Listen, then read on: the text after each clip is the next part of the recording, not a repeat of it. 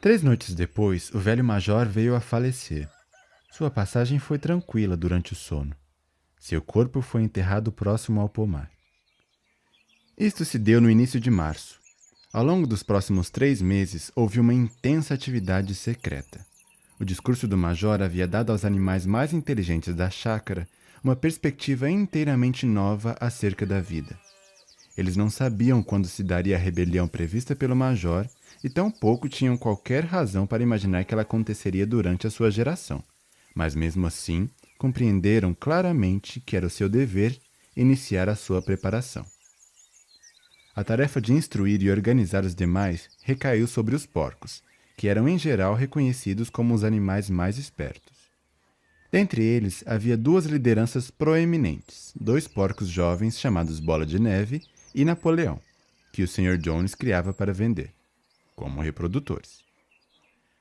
Napoleão era um bichão grande, de olhar um tanto feroz, o único porco da chácara vindo do condado de Berkshire, não muito falante, mas com uma reputação de sempre fazer as coisas do seu modo. Bola de Neve era mais vivaz, comunicativo e inventivo do que Napoleão. No entanto, não tinha a mesma reputação quanto a solidez de caráter. Todos os demais porcos machos da chácara eram castrados. Dentre eles, o mais conhecido era um porquinho gordo chamado Dedo Duro, de bochechas redondamente rechonchudas, olhos cintilantes, caminhar ligeiro e voz penetrante. Ele era um orador brilhante e, quando argumentava sobre um tema difícil, tinha o hábito de dar pulinhos de um lado para o outro e abanar o rabicho, algo que de alguma forma era um tanto persuasivo. Os demais diziam que Dedo Duro era bem capaz de convencer alguém de que o preto era branco. Esses 3 organizaram os ensinamentos do velho major num sistema de pensamento bastante completo, ao qual deram o título de animalismo. Diversas noites por semanas, após o Sr. Jones ter ido dormir, eles faziam reuniões secretas no celeiro e expunham aos demais os princípios do animalismo. No início, eles esbarraram com muita estupidez e apatia. Alguns dos animais diziam ter um dever de lealdade para com o Sr. Jones, a quem eles chamavam de dono, ou faziam comentários simplórios do tipo: "O Sr. Jones nos alimenta. Se ele for embora, nós iremos morrer de fome." Outros faziam perguntas como: por que deveríamos nos preocupar com o que acontece depois da nossa morte? Ou ainda: se essa rebelião vai estourar de um jeito ou de outro, que diferença faz se trabalharmos em prol dela ou não? E assim, os porcos tinham grande dificuldade em fazê-los compreender que isso tudo ia contra o espírito do animalismo. As perguntas mais estúpidas vinham sempre de Molly, a égua branca. A primeira pergunta que ela fez à Bola de Neve foi: ainda haverá açúcar após a rebelião? Não. Bola de Neve respondeu com firmeza: nós não temos como produzir açúcar nesta chácara. Além do mais, você não precisa do açúcar, você terá toda a aveia e o feno que quiser. E ainda será permitido que eu use as fitas amarradas na minha crina? Perguntou Molly. Camarada, disse Bola de Neve, essas fitas que você tanto adora são as medalhas da servidão. Será que não percebe que a liberdade vale mais do que todas essas fitas? Molly acabava concordando, mas nunca parecia estar lá muito convencida. Os porcos travavam uma luta ainda mais árdua para neutralizar as mentiras espalhadas por Moisés, o corvo domesticado. Moisés, além de ser o mascote do Sr. Jones, era também um espião e um fofoqueiro. No entanto, era capaz de engatar conversas um tanto inteligentes. Ele afirmava ter conhecimento da existência de uma região misteriosa chamada de Montanha do Algodão Doce, para onde iam todos os animais após a morte. Ela se situava no alto do céu, um pouco acima das nuvens, segundo Moisés. Na Montanha do Algodão Doce era domingo nos 7 dias da semana. As melhores pastagens cresciam no campo o ano inteiro, e das cercas vivas era possível colher torrões de açúcar e bolos de linhaça. Os animais odiavam Moisés porque ele vivia contando histórias e nunca realmente trabalhava. Porém, alguns deles acabavam acreditando na Montanha do Algodão Doce e os porcos eram obrigados a arguir de forma contundente para convencê-los de que não poderia existir um lugar assim. Os seus discípulos mais fiéis eram os 2 cavalos de tração, Cascudo e Margarida. Esses dois encontravam enorme dificuldade em pensar qualquer coisa por si mesmos, mas assim que aceitaram os porcos como seus instrutores, passaram a absorver tudo que eles lhes diziam e ainda conseguiam passar tudo para os demais animais, através de uma linguagem mais simples. Ambos jamais faltavam às reuniões secretas no celeiro e sempre lideravam o coro do canto Bichos da Inglaterra, que sempre encerrava os encontros. E no final das contas, a rebelião acabou estourando muito mais cedo do que qualquer um deles podia imaginar. No passado, o Sr. Jones havia sido um patrão duro, porém muito competente no lido com as coisas da chácara. Ultimamente, no entanto, ele vinha caindo em decadência. Ele perdera boa parte do seu entusiasmo após ser executado num bom dinheiro pelo resultado de uma ação judicial e passara a beber muito além da conta. Por vezes, passava dias inteiros recostado em sua cadeira de braços na cozinha, lendo os jornais, bebendo e, de vez em quando, dando a Moisés cascas de pão molhadas na cerveja. Seus funcionários eram preguiçosos e desonestos. O campo da chácara estava coberto de erva daninha. Os galpões necessitavam de reformas nos telhados, as cercas mal se mantinham de pé, e os animais eram mal alimentados. Veio junho e o feno estava quase pronto para ser colhido. Na véspera do solstício de verão, que caiu num sábado, o Sr. Jones foi a Willingdon e ficou tão bêbado no Leão Vermelho que só conseguiu retornar para casa lá pelo meio-dia de domingo. Os homens ordenharam as vacas de manhã cedo e logo saíram para caçar lebres, sem se importarem em alimentar os animais. Quando o Sr. Jones chegou, foi imediatamente para o sofá da sala e logo caiu no sono, com o News of the World, Notícias do Mundo, aberto sobre o seu próprio rosto. Assim, quando veio a tardinha, nenhum animal havia sido alimentado. Ora, todo esse descaso não poderia mais ser suportado. Uma das vacas arrebentou a chifradas à porta do seu galpão, no que foi acompanhada pelos outros animais. Foi exatamente aí que o Sr. Jones acordou. Logo após, ele e seus 4 homens chegaram na estrada do celeiro com os chicotes na mão, estalando-os à torto e à direito. Isso passou do limite suportável para aqueles animais famintos. Em conjunto, embora nada daquilo houvesse sido planejado anteriormente, eles se lançaram numa carga de ataques aos seus opressores. Jones e os seus homens se viram, de uma hora para outra, cercados e tomando coices de todos os lados. A situação estava totalmente fora do seu controle. Nunca tinham visto os animais se comportando daquela forma. E a revolta súbita daquelas criaturas que eles estavam acostumados a surrar e maltratar à vontade os encheu de pavor. Após alguns instantes, eles desistiram de tentar se defender na posição em que estavam e simplesmente deram no pé. 1 minuto depois, os 5 homens podiam ser vistos correndo desesperadamente pela trilha que levava até a estrada, com os animais em seu encalço triunfantes. A mulher do Sr. Jones olhou pela janela do quarto e, ao se aperceber do ocorrido, juntou às pressas alguns pertences numa bolsa de pano e escapuliu da chácara por outra trilha. Moisés pulou do seu puleiro e voou atrás dela, grasnando ruidosamente. Enquanto isso, os animais haviam perseguido Jones e seus homens até os limites da chácara, e assim que eles tomaram o rumo da estrada, fecharam atrás deles a porteira de 5 barras da entrada. E assim, praticamente antes de se darem conta do que se passava, a rebelião havia sido bem sucedida e a chácara do solar era deles. Durante os 3 primeiros minutos, os animais mal podiam acreditar na sua sorte. A primeira coisa que fizeram foi galopar em torno dos limites da chácara, como para ter a certeza de que nenhum humano havia sobrado escondido em algum canto dela. Então eles correram de volta às casas da chácara e começaram a varrer do mapa os últimos vestígios do odioso reinado de Jones.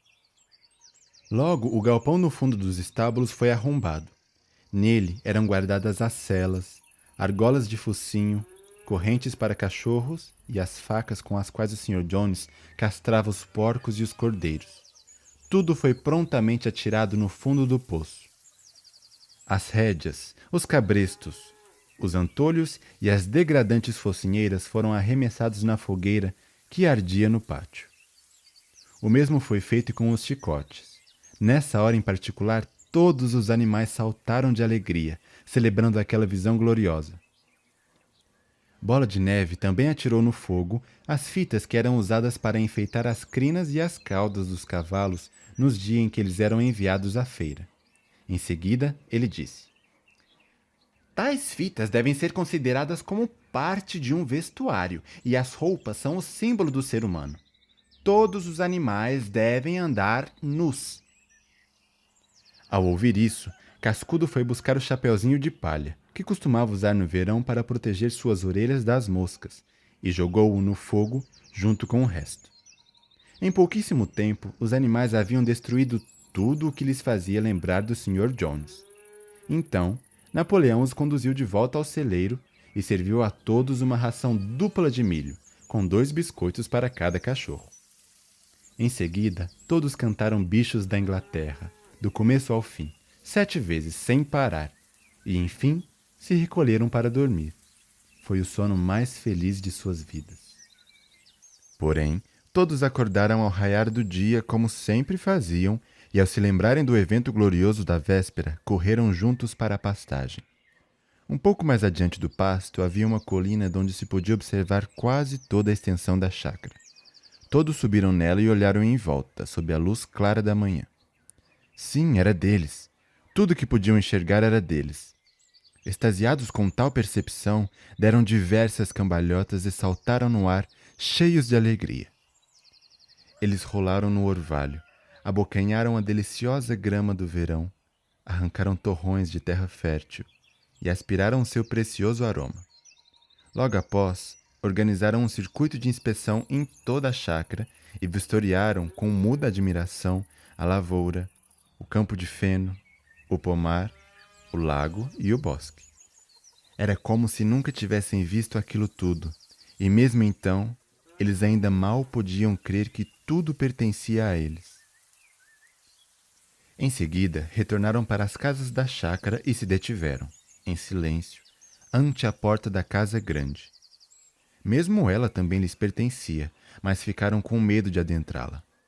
No entanto, após alguns instantes, Bola de Neve e Napoleão forçaram a porta com os ombros e os animais adentraram o recinto em fila indiana, pata ante pata, com o maior cuidado para não derrubar ou desarrumar nada.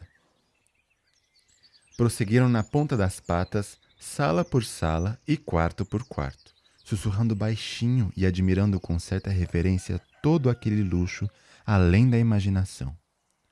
As camas com seus colchões de penas, os espelhos adornados, o sofá feito com crina de cavalo, o tapete vindo de Bruxelas, a gravura da Rainha Vitória sobre a lareira da sala de estar. Eles desciam as escadas quando deram pela falta de Molly. Ao subirem de volta, descobriram que ela havia permanecido no quarto principal. Havia retirado um pedaço de fita azul da penteadeira da Sra. Jones e a segurava em torno do pescoço, admirando-se no espelho com trejeitos um tanto ridículos. Os demais a reprovaram rispidamente e todos foram embora dali. Alguns presuntos pendurados na cozinha foram levados e enterrados. O barril de cerveja da copa foi arrebentado com um coice de Cascudo. Além disso, nada mais foi tocado na mansão. Lá mesmo, foi aprovada por unanimidade a resolução que a Casa Grande deveria ser conservada como um museu. Também concordaram que nenhum animal deveria morar dentro dela, jamais. Os animais tiveram seu café da manhã e em seguida foram novamente convocados por Bola de Neve e Napoleão. Camaradas, disse Bola de Neve, são 6:30 e ainda temos um longo dia pela frente. Hoje nós iniciaremos a colheita do feno. Antes, no entanto, há outro assunto de que devemos tratar. Então, os porcos revelaram que durante os últimos 3 meses haviam aprendido a ler e escrever através do estudo de um velho livro de ortografia que pertencia aos filhos do Sr. Jones e fora descartado no lixo. Napoleão mandou buscar latas de tinta preta e tinta branca e conduziu todos até a porteira das 5 barras, que dava passagem para a estrada principal. Em seguida, Bola de Neve, pois era ele quem escrevia melhor, segurou o pincel entre as juntas da pata, cobriu com a tinta o nome Chácara do Solar na barra superior da porteira e, em seu lugar, escreveu Chácara dos Animais. Este seria o nome daquele pedaço de terra de agora em diante. Depois disso, todos voltaram para as casas da chácara, onde Bola de Neve e Napoleão mandaram buscar uma escada e a colocaram recostada na parede ao fundo do grande celeiro. Eles explicaram que, ao longo dos seus estudos nos últimos 3 meses, eles conseguiram resumir os princípios do animalismo em 7 mandamentos. Com alguma dificuldade, pois que não é tão fácil para um porco se equilibrar numa escada daquelas, Bola de Neve subiu e começou a escrever enquanto Dedo Duro segurava a lata de tinta alguns degraus abaixo. Os mandamentos foram escritos na parede em grandes letras brancas, que podiam ser lidas mesmo a uns 30 metros de distância. Eis o que elas diziam. Os 7 mandamentos. 1. O que quer que ande sobre 2 pernas é um inimigo. 2. O que quer que ande sobre 4 pernas ou que tenha asas é um amigo. 3. Nenhum animal usará roupas. 4. Nenhum animal dormirá em camas. 5. Nenhum animal beberá álcool. 6. Nenhum animal matará outro animal. E 7. Todos os animais são iguais. Foi tudo muito bem escrito, e com a exceção da palavra amigo, que foi escrita amigu, e de um S que ficou invertido, o restante da ortografia estava totalmente correta. Bola de Neve prontamente leu o que havia escrito para que todos pudessem entender. Todos os animais assentiram com as cabeças em pleno acordo, e os mais espertos começaram imediatamente a decorá-las.